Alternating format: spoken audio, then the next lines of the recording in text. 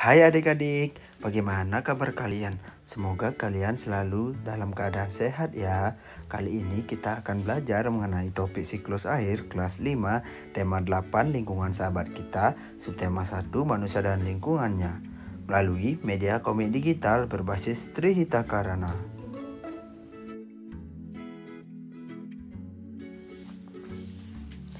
Sebelum itu, mari kita ketahui bersama tujuan pembelajaran. Yang pertama, melalui kegiatan menyimak komik digital, siswa dapat menguraikan pengertian siklus air dan tahapannya dengan tepat.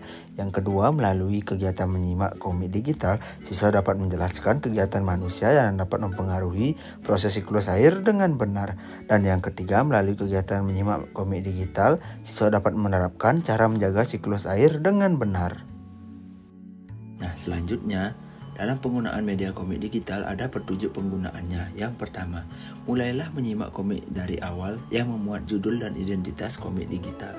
Yang kedua, bacalah balon kata yang muncul pada setiap tokoh atau karakter berdasarkan nomor yang terletak pada bagian pojok balon kata pada komik digital. Yang ketiga, simak dan pahami percakapan antar tokoh atau karakter. Dan yang terakhir, kerjakanlah soal evaluasi yang tersedia pada bagian akhir media komik digital.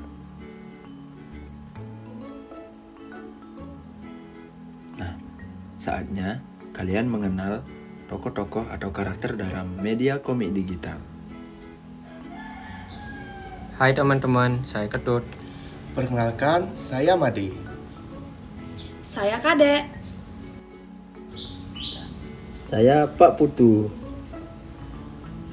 Pada suatu pagi di hari Minggu, Desa Abian mengadakan gotong royong atau dalam istilah Bali dikenal dengan ngayah. Kegiatan ngayah atau gotong royong ini dilaksanakan di areal Pura Tirta Empul yang melibatkan masyarakat desa setempat. Ketut dan Made merupakan siswa kelas 5 di salah satu SD di Desa Abian. Di hari liburnya, mereka menyempatkan diri untuk ikut serta dalam kegiatan ngayah atau gotong royong di desanya.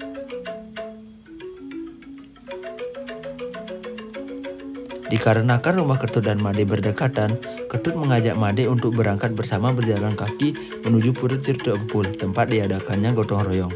Ketika dalam perjalanan, mereka berdua berbincang-bincang. Hei Made, apa yang kamu bawa untuk gotong royong hari ini? Ini aku bawa gunting rumput, Tut. Kalau kamu bawa apa itu, Tut? Aku bawa sabit punya bapak aku deh. Baguslah, ayo kita bergegas, Tut. Sesampainya mereka di areal pura, mereka melihat Pak Putu dan Kadek sudah di sana.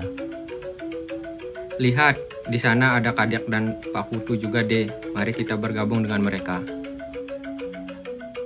Mari, Tut. Om Swastiastu. Om Swastiastu. Hai Ketut dan Made, aku dari tadi nungguin loh. Maaf dek, kami berdua asik ngobrol tadi ketika berjalan. Anak-anak, ayo segera dimulai gotong royongnya. Langit sudah mulai mendung nih. Mereka berempat melaksanakan bersih-bersih atau gotong royong di areal luar Pura Tirta Empul. Namun langit mulai gelap dan suara gemuruh mulai terdengar.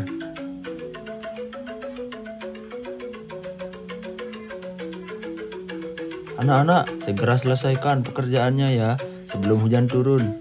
Baik, Pak. Baik, Ini Pak. lagi sedikit, Pak. Kegiatan gotong royong pun selesai dilaksanakan. Namun sebelum mereka kembali ke rumahnya masing-masing, hujan mulai turun dan perlahan deras. Sembari menunggu hujan reda, mereka berempat berteduh di gubuk kayu dekat areal pura tersebut. Nah, anak-anak, di sini dulu kita berteduh sambil kita menunggu hujan reda. Wah, hujannya deras juga ya. Air mulai bergenangan di mana-mana. Melihat air yang banyak ini, apakah kita manusia selalu membutuhkan air? Pasti, Dek. Kita kan selalu menggunakan air. Misalkan mandi, minum, mencuci baju, dan masih banyak lagi. Kamu benar, Made. Manusia selalu membutuhkan air dalam kehidupan sehari-hari. Kegunaan air antara lain untuk keperluan rumah tangga, pertanian, industri, dan untuk pembangkit listrik. Begitu besarnya kebutuhan manusia akan air. Oleh karena itu, manusia seharusnya senantiasa bersyukur kepada Tuhan pencipta alam. Yang ingin Made tanyakan, Pak, kita kan selalu menggunakan air. Namun mengapa air selalu tersedia di bumi? Air selalu tersedia di bumi karena air mengalami suatu proses yang dinamakan siklus air. Apa itu siklus air, Pak? Apakah hujan yang terjadi sekarang ini merupakan siklus air, Pak? Benar, Dek. Siklus air merupakan perputaran atau sirkulasi air secara terus-menerus dari bumi ke atmosfer dan kembali ke bumi. Berkenaan dengan hal itu, siklus air terjadi melalui beberapa tahap yaitu evaporasi, transpirasi, kondensasi, presipitasi, dan infiltrasi. Waduh, banyak juga ya. Apa kalian ingin tahu bagaimana prosesnya? Iya, Pak, kami ingin mengetahuinya. Wah, kalian sangat bersemangat. Bagus. Namun, sebelum itu Bapak ingin mendengar jawaban kalian. Coba sebutkan sumber air yang kalian ketahui. Sungai, Pak. Lautan, Pak. Waduk, Pak. Kalian anak yang pintar. Proses siklus air dimulai dari menguapnya air dari berbagai sumber air seperti air laut, sungai, danau, waduk, dan tumbuhan karena pengaruh panas dari sinar matahari yang disebut dengan tahap evaporasi atau penguapan. Kadek selama ini belum tahu, Pak, kalau tumbuhan bisa mengeluarkan air. Maksudnya seperti ini, Dek. Secara alamiah, tumbuhan mengalami kehilangan air atau melepaskan air melalui penguapan.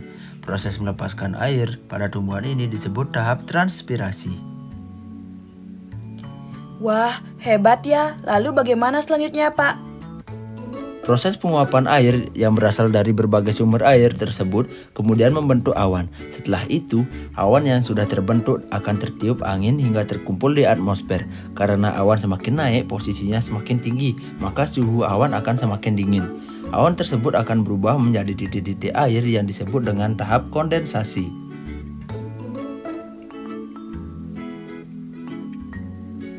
Kondensasi merupakan proses berubahnya uap air atau benda gas menjadi benda cair saat suhu udara berada di bawah titik embun. Angin akan membawa awan ke daratan atau dataran yang lebih tinggi. Awan yang sudah terlalu padat dengan titik-titik air dan tidak sanggup lagi menahan beban air kemudian akan turun menjadi hujan yang disebut dengan tahap presipitasi seperti yang terjadi sekarang. Air hujan yang turun kemudian meresap ke tanah dan sebagian lagi mengalir ke dataran rendah seperti sungai, danau, waduk, dan lautan yang disebut dengan tahap infiltrasi. Terjadilah proses siklus air yang berlangsung secara terus-menerus. Pak, Made ingin bertanya, jika proses siklus air teratur, kenapa bisa terjadi banjir seperti di kota-kota luar sana, Pak? Pertanyaan yang bagus, Made. Sebelumnya ada yang tahu tidak kegiatan manusia yang dapat memicu terjadinya banjir? Kebiasaan membuang sampah sembarangan, Pak. Penebangan pohon secara liar, Pak. Betul sekali, anak-anak, siklus air adalah satu kejadian yang terjadi secara alamiah. Akan tetapi manusia dapat mempengaruhi siklus air tersebut. Kegiatan yang dilakukan manusia dapat mempengaruhi atau mengganggu proses siklus air. Contoh kegiatan manusia yang dapat mempengaruhi proses siklus air antara lain penebangan atau pembakaran hutan secara liar yang dapat mengurangi tempat meresapnya air dan berkurangnya kadar transpirasi akibat ditebangnya pohon. Yang kedua, semakin banyaknya pembangunan jalan aspal atau beton yang menutup tanah sebagai tempat penyerapan air. Yang ketiga, membuang limbah atau sampah ke air. Hal tersebut bisa menyebabkan air yang tidak sehat untuk dikonsumsi, membawa penyakit, membunuh tumbuhan dan hewan, bahkan terjadinya hujan asam. Dan yang terakhir, yaitu menggunakan air bersih secara berlebihan. Air bersih diambil dari bawah tanah. Jika air diambil secara berlebihan, maka penguapan air dari tanah akan berkurang dan mengurangi curah hujan. Lalu apa yang harus kita lakukan untuk menjaga keberlangsungan siklus air, Pak? Pertanyaan yang sangat bagus, Dek. Nah, apakah kalian masih ingat tentang konsep Trihita Karana? Masih, Pak. 3 penyebab terciptanya kebahagiaan. Paryangan, palemahan, dan pawongan, Pak. Bagus, kalian mengingatnya. Jangan lupa diterapkan ya. Nah, di sini cara menjaga agar siklus air tetap berlangsung atau menjaga keseimbangan siklus air dapat kita lihat dari konsep Trihita Karana. Mari kita mulai dari hubungan manusia dengan lingkungan atau palemahan. Yang pertama dapat dilakukan adalah menggunakan air secukupnya. Pentingnya menggunakan air secukupnya agar tidak banyak air bersih terbuang sia-sia. Maka dari itu, untuk menghemat air, kurangi aktivitas seperti mandi dengan boros air, mencuci kendaraan dengan memboros air, maupun lupa mematikan air keran setelah tidak digunakan. Dan yang kedua, membuang sampah pada tempatnya. Pentingnya membuang sampah pada tempatnya adalah untuk menghindari terjadinya banjir. Dan yang ketiga, menanam pohon kembali atau reboisasi. Pentingnya untuk menghindari penebangan liar adalah agar terdapat sumber resapan air yang benar. Hal itu akan mengurangi terjadinya banjir. Oleh karena itu, penting untuk melakukan penghijauan dengan cara menanam tanaman. Dan yang terakhir adalah mengurangi penggunaan bahan kimia yang dapat mencemari air. Nah, hal tersebut merupakan penerapan konsep palemahan. Dengan kalian menerapkan hal itu, kalian sudah berupaya untuk menjaga hubungan yang harmonis antara manusia dengan lingkungannya, khususnya dalam menjaga keberlangsungan siklus air. Bagaimana dengan parahyangan dan pawongan, Pak? Saya suka semangat kalian belajar. Bagus, Nak. Anak-anak, coba lihat di sekitar areal Pura Tirta Empul yang sudah kita bersihkan tadi pagi. Perlu kalian ketahui, orang tua kita terdahulu membangun tempat suci atau pura di areal mata air yang kita kenal dengan Pura Tirta Empul ini. Kita semua bergotong royong untuk menjaga kebersihan di areal Pura Tirta Empul ini. Kita datang membersihkan diri atau melukat atau mencari air minum. Itu semua adalah berkat dari Tuhan Yang Maha Esa. Kita harus bersyukur dan mengucapkan rasa terima kasih atas berkat yang diberikan oleh Tuhan Yang Maha Esa berupa air yang jernih dan bersih, dengan kita menjaga areal pura ini agar tetap bersih. Nah, kalian sudah menerapkan konsep parahyangan. Anak-anak, khususnya di Bali, bahwa pura atau tempat suci menjadi benteng penjaga keberlangsungan siklus air. Karena pura terletak di berbagai lokasi seperti dekat dengan aliran sungai, tempat mata air, pinggir danau, pinggir pantai, hingga di pegunungan.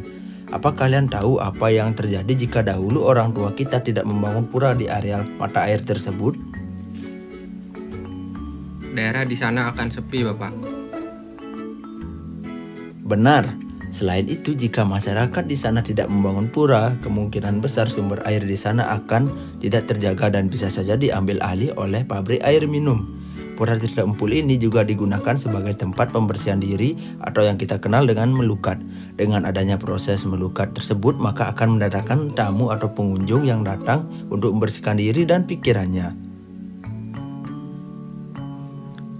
Gotong royong yang kita lakukan pagi tadi, selain tujuan utamanya adalah untuk membersihkan areal pura, kita juga menjalin komunikasi dengan sesama, bercengkerama atau dalam istilah Bali dikenal dengan menyambut berayu. Dengan hal itu, maka akan terciptanya hubungan yang harmonis antar sesama manusia atau pawongan.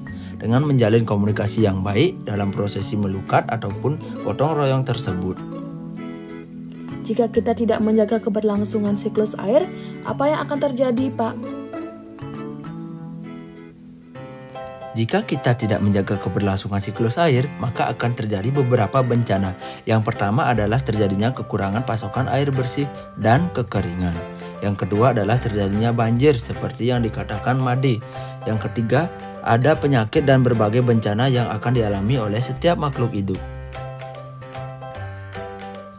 Jadi bukan hanya manusia yang akan mengalami bencana, tetapi makhluk hidup lainnya juga. Seperti ketika kita membuang sampah atau limbah ke sungai, maka selain berdampak ke manusia, hal tersebut juga berdampak pada makhluk hidup lain seperti ikan dan tumbuhan yang akan mati karena terracun akibat ulah manusia tersebut. Waduh, itu tidak boleh terjadi. Mari kita bersama jaga lingkungan kita. Dari kita untuk kita semua. Hujan kian mereda dan langit mulai terang. Lihat, hujan sudah mereda. Ayo anak-anak, kita kembali ke rumah masing-masing. Bapak selaku orang tua dan guru kalian mengucapkan terima kasih karena sudah menyempatkan diri untuk bergotong royong bersama. Sama-sama Pak, terima kasih juga ilmunya hari ini Pak. Terima kasih Bapak. Mari kita bersama mengucapkan Parama Santi. Om Santi Santi Santi Om. Mereka pun meninggalkan gubuk dan pulang ke rumah masing-masing.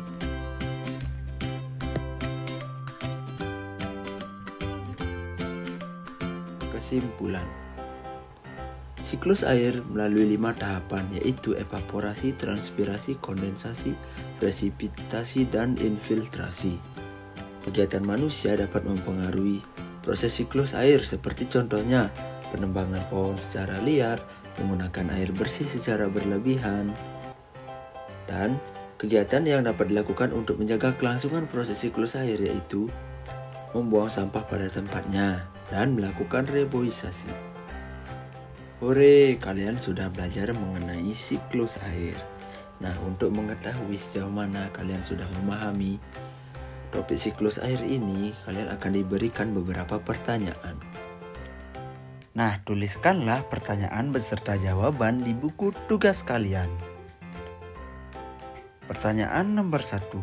Air di laut, sungai, dan danau mengalami penguapan karena sinar matahari disebut dengan peristiwa.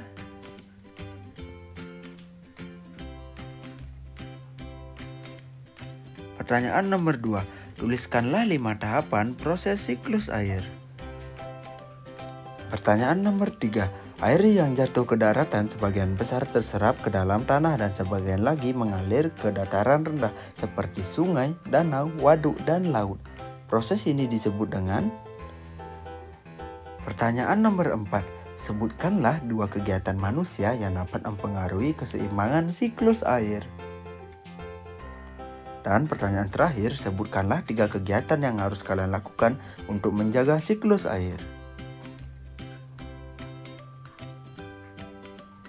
Selamat mengerjakan ya. Sekian media komik digital kali ini. Terima kasih. Om Santi Santi Santi Om.